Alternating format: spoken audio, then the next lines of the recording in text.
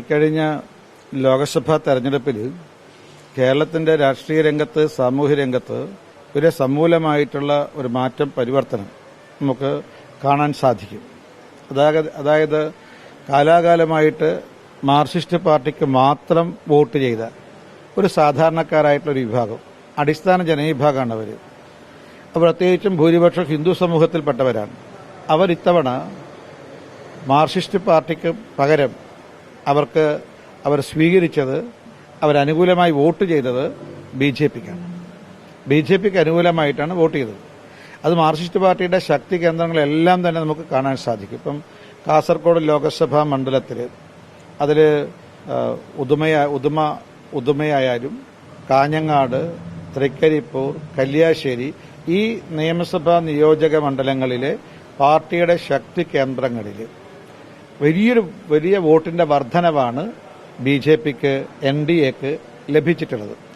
അത് മാർക്സിസ്റ്റ് പാർട്ടിയുടെ ജനവിരുദ്ധ നയം, പാവപ്പെട്ടവനോട് സാധാരണക്കാരനോടുമുള്ള ഒരു അവഹേളനാപൂർണമായ അവരുടെ നിലപാട്, അതോടൊപ്പം തന്നെ ഈ ഭീകരവാദികളെ, മതമൌലികവാദികളെ പ്രീണിപ്പിക്കുന്ന അല്ലെങ്കിൽ അവരെ പ്രീതിപ്പെടുത്തുന്ന അതിര് കവിഞ്ഞിട്ടുള്ള ഇത്തരം നയങ്ങളിലുള്ള അവരുടെ മാർക്സിസ്റ്റ് പാർട്ടിക്കകത്ത് അല്ലെങ്കിൽ മാർക്സിസ്റ്റ് പാർട്ടിയുടെ നട്ടെല്ലായി പ്രവർത്തിച്ചവരുടെ പ്രതിഷേധം, അമർഷം, അതാണ് ബിജെപിക്ക് അനുകൂലമായിട്ട് മാറിയത്.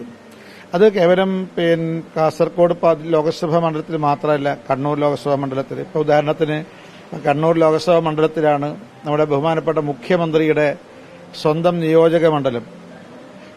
ആ ധർമ്മടം നിയോജക മണ്ഡലത്തിൽ പിണറായി പഞ്ചായത്തിലെ 161 നമ്പർ ബൂത്ത് അദ്ദേഹത്തിന്റേതാണ്. അവിടെ നേരത്തെ ബിജെപിക്ക് 53 വോട്ടാണ് ഉണ്ടായിരുന്നത്.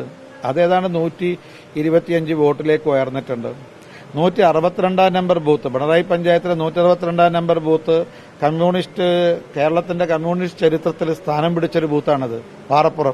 പാറപ്പുറത്താണ് കമ്മ്യൂണിസ്റ്റ് പാർട്ടി പിറന്നു വീണത്. അപ്പം നേരത്തെ അവിടെ ബിജെപിക്ക് നാമമാത്രമായ വോട്ടാണ് ഉണ്ടായിരുന്നത്. ഇപ്രാവശ്യം അത് 100-ൽ കൂടുതൽ വോട്ടായിട്ട് വർദ്ധിച്ചിരുന്നു. ഞാൻ ഉദാഹരണം മാത്രം പറയാം, ധാരാളം ഉദാഹരണങ്ങൾ പറയാനുണ്ട്. ഇത് കണ്ണൂരിൽ നടന്നിട്ടുള്ളതാണ്. അപ്പോൾ കല്യാശ്ശേരിയിലും അതുപോലെ തന്നെ കല്യാശ്ശേരി പഞ്ചായത്തിലൊക്കെ ഇത് വലിയ മാറ്റങ്ങൾ ഉണ്ടാക്കിയിട്ടുണ്ട്. വടകര പാർലമെന്റ് മണ്ഡലത്തിൽ, കോഴിക്കോട് ലോക്സഭാ മണ്ഡലത്തിലൊക്കെ ഈ മാറ്റം കാണാൻ സാധിക്കും. അതപ്പുറത്തും അവിടെ മാത്രമല്ല, ഇപ്പം ആലപ്പുഴ ലോക്സഭാ മണ്ഡലത്തിൽ മാർക്സിസ്റ്റ് പാർട്ടിയുടെ വലിയ അവരെ വിപ്ലവത്തിന്റെ കഥ പറയുന്ന പുന്നപ്ര പഞ്ചായത്തിൽ, പുന്നപ്ര വയലാർ സമരം നടന്ന സ്ഥലത്ത് ഇന്ന് ഭാരതീയ ജനതാ പാർട്ടി എൻഡിഎ ആണ് 1ാം സ്ഥാനത്ത്. അവിടെ മാർക്സിസ്റ്റ് പാർട്ടി 3ാം സ്ഥാനത്തേക്ക് തള്ളപ്പെട്ടു. അവിടെ പ്രമുഖരായ നേതാക്കന്മാരുടെ ഒക്കെ ബൂത്തിൽ ബിജെപി ലീഡ് ചെയ്യുക. ബിജെപി ഏതാണ്ട് 300ഓളം ബൂത്ത്, അതിൽ മിക്കതും മാർക്സിസ്റ്റ് പാർട്ടിയുടെ ശക്തി കേന്ദ്രങ്ങളുടെ ബൂത്താണ്. അത് 1ാം സ്ഥാനത്താണ്. 2ാം സ്ഥാനത്ത് വന്നൊരു 300ഓളം ബൂത്ത്, അതും സിപിഎമ്മിന്റെ ശക്തി കേന്ദ്രമാണ്. ഏതാണ്ട് ആകെ ആലപ്പുഴ ലോക്സഭാ മണ്ഡലത്തിലെ ആകെ ബൂത്തുകളിലെ 50% ബൂത്തിൽ ബിജെപി 1ാം സ്ഥാനത്തോ 2ാം സ്ഥാനത്തോ ഉണ്ട്. മാർക്സിസ്റ്റ് പാർട്ടിയുടെ ശക്തി കേന്ദ്രമായ 13 പഞ്ചായത്തിൽ ഭാരതീയ ജനതാ പാർട്ടി 1ാം സ്ഥാനത്ത് വന്നിട്ടുണ്ട്. കഴിഞ്ഞ പ്രാവശ്യം 2019 ലോക്സഭാ തെരഞ്ഞെടുപ്പിൽ കായംകുളം മണ്ഡലത്തിൽ MM ഹാരിഫ് ഒന്നാമതായി വന്നതാ. LDF 1ാം സ്ഥാനത്തായിരുന്നു. ഇന്ന് 3ാം സ്ഥാനത്താണ്. ബിജെപി 2ാം സ്ഥാനത്ത് വന്നു. ഇങ്ങനെ മാർക്സിസ്റ്റ് പാർട്ടി കേരളത്തിലുടനീളം മാർക്സിസ്റ്റ് പാർട്ടിയുടെ ഗ്രാമങ്ങൾ എന്ന് പറയുന്ന പ്രദേശം അല്ലെങ്കിൽ അവരുടെ ശക്തി കേന്ദ്രങ്ങൾ വലിയ വോട്ട് ചോർച്ചയുണ്ടായിട്ടുണ്ട്. അത് കേവലം ഒരു ചെറിയൊരു തെരഞ്ഞെടുപ്പിലെ മാറ്റം മാത്രമല്ല, മാർക്സിസ്റ്റ് പാർട്ടിയുടെ വിട പറയുകയാണ്. അതുകൊണ്ട് ഞങ്ങളെ സംബന്ധിച്ചിട്ട് ഈ ഒരു രാഷ്ട്രീയ മാറ്റത്തെ നിലനിർത്തിക്കൊണ്ട് അത് കൂടുതൽ ശക്തിപ്പെടുത്താനുള്ള കർമ്മ പരിപാടികൾ ഞങ്ങൾ സ്വാഭാവികമായിട്ടും ആവിഷ്കരിക്കും. അത് ഞങ്ങളുടെ സംഘടനാ പ്രവർത്തനത്തിന്റെ ഭാഗമായിട്ട് ഞങ്ങൾ നടത്താൻ ഉദ്ദേശിക്കുന്നു.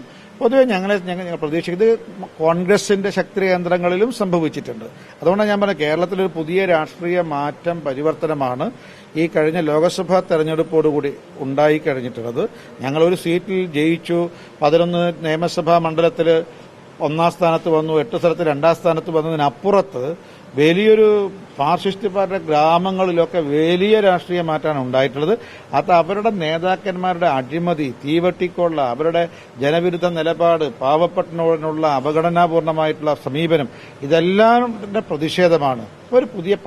അതുകൊണ്ട് അവര് ശ്രീമാൻ നരേന്ദ്രമോദി നേതൃത്വം നൽകുന്ന ഈ ദേശീയ ജനാധിപത്യ സഖ്യത്തോടെ ബിജെപിയോടൊപ്പം അണിനിരക്കാൻ തയ്യാറായത്. ഇത് ശക്തിപ്പെടുത്താനുള്ള കർമ്മ പരിപാടികളാണ് ഞങ്ങൾ കേരളത്തിലുടനീളം ആവിഷ്കരിച്ച് നടപ്പാക്കാൻ ഉദ്ദേശിക്കുന്നത്. ഈ 2 ജില്ലകളിലേക്ക് താങ്കളുടെ പ്രവർത്തനം ചുരുങ്ങുമോ? അതായത് നേരത്തെ കാട്ടാക്കടയാണ്. അല്ല, അത് കേവലം ഞാൻ പറഞ്ഞല്ലോ, ഇതൊരു രാഷ്ട്രീയ മാറ്റം എന്ന് പറഞ്ഞല്ലോ. ഈ രാഷ്ട്രീയ മാറ്റം, ഈ രാഷ്ട്രീയ പരിവർത്തനം സ്വാഭാവികമായിട്ടും വടക്കൻ ജില്ലകൾ കാസർഗോഡ്, കണ്ണൂർ, കോഴിക്കോട് ജില്ലകളിൽ ഉണ്ടായിട്ടുണ്ട്. അതേപോലെ തന്നെ ആലപ്പുഴ പോലുള്ള മധ്യ കേരളം, അവിടെയും ഇതുപോലത്തെ മാറ്റങ്ങൾ ഉണ്ടായിട്ടുണ്ട്. ഇതിനെല്ലാം ശക്തിപ്പെടുത്തുക എന്നുള്ളതാണ് ഞങ്ങൾ ഉദ്ദേശിക്കുന്നത്. അതിനെ സംബന്ധിച്ചുള്ള കർമ്മ പരിപാടികൾ ഞങ്ങളുടെ പാർട്ടി അത് ആവിഷ്കരിച്ച് നടപ്പാക്കും. ഞങ്ങളുടെ പ്രവർത്തനത്തിന് ഞാൻ പറയും, ഞങ്ങളുടെ പ്രവർത്തനം സ്വതവേ അല്ല അങ്ങനെയല്ല, ഒരു ജില്ലയിൽ മാത്രം, ഇത് കേരളത്തിലുടനീളം നടന്നിട്ടുള്ളൊരു രാഷ്ട്രീയ മാറ്റമാണ്, സംഭവ വികാസമാണ്. അതൊക്കെ പ്രയോജനപ്പെടുത്തുക, ശക്തമായിട്ട് മുന്നോട്ട് കൊണ്ടുപോകുക, അതാണ് ഈ പ്രവർത്തനം കൊണ്ട് ഉദ്ദേശിക്കുന്നത്. അത് കേരളത്തിൽ അല്ല, അങ്ങനെ ഒരു ഇതൊന്നുമില്ല. ഞാൻ പറഞ്ഞല്ലോ, ഈ രാഷ്ട്രീയ ഇപ്പം ഉണ്ടായിട്ടുള്ള കഴിഞ്ഞ ലോക്സഭാ തെരഞ്ഞെടുപ്പിൽ ഉണ്ടായിട്ടുള്ള രാഷ്ട്രീയ മാറ്റം, അത് വടക്കൻ കേരളത്തിൽ വളരെ ശക്തമായിട്ടുണ്ടായിട്ടുണ്ട്. മാർക്സിസ്റ്റ് പാർട്ടിയുടെ ശക്തീകരണം വലിയ മാറ്റം ഉണ്ടായിട്ടുണ്ട്. അതേപോലെ തന്നെ മധ്യ കേരളത്തിലും മറ്റ് സ്ഥലങ്ങളിലും ഈ മാറ്റം ഉണ്ടായിട്ടുണ്ട്. ഇതെല്ലാം കൂടി പ്രയോജനപ്പെടുത്തുക എന്നുള്ളതാണ് BJP ഉദ്ദേശിക്കുന്നത്. അതിനുള്ള കൂട്ടായ പരിശ്രമം സ്വാഭാവികമായും സംഘടനക്കകത്ത് ഉണ്ടാകും. അതാണിപ്പോൾ ഞങ്ങൾ ശ്രമിച്ചുകൊണ്ടിരിക്കുന്നത്. അതിനാണ് ഞങ്ങൾ ഊന്നൽ കൊടുക്കുന്നത്. അത് കേരളം മുഴുവനുണ്ട്. സ്വാഭാവികം, ഞാനിപ്പം സംഘടന പാർട്ടി എന്താണോ പറയുന്നത് അതനുസരിച്ച് പ്രവർത്തിക്കുന്ന ഒരു സാധാരണ പ്രവർത്തകനാണ്. ഇപ്പോൾ ഈ സാധാരണ നടത്തുന്ന പ്രവർത്തനം, ഇപ്പം നമ്മുടെ മുൻ സംസ്ഥാന അധ്യക്ഷൻ എന്നുള്ള നിലയിൽ കേരളത്തിലുടനീളം ഞാൻ യാത്ര ചെയ്യുന്നുണ്ട്. ആ പ്രവർത്തനത്തോടൊപ്പം ഒരു പ്രവർത്തനവും കൂടി അഡീഷണൽ എന്തെങ്കിലും സംഘടന തരികയാണെങ്കിൽ അത് അംഗീകരിക്കാനും അനുസരിക്കാനും ഞാൻ ബാധ്യസ്ഥനാണ്. അതുകൊണ്ട് സ്വാഭാവികമായിട്ടും ഇതിൽ സംഘടനയുടെ മൊത്തം പ്രവർത്തനം ഈ രീതിയിലേക്ക് മാറും. അതിനനുസരിച്ചുള്ള കർമ്മ പരിപാടികൾ സംഘടന മൊത്തം ആവിഷ്കരിക്കും.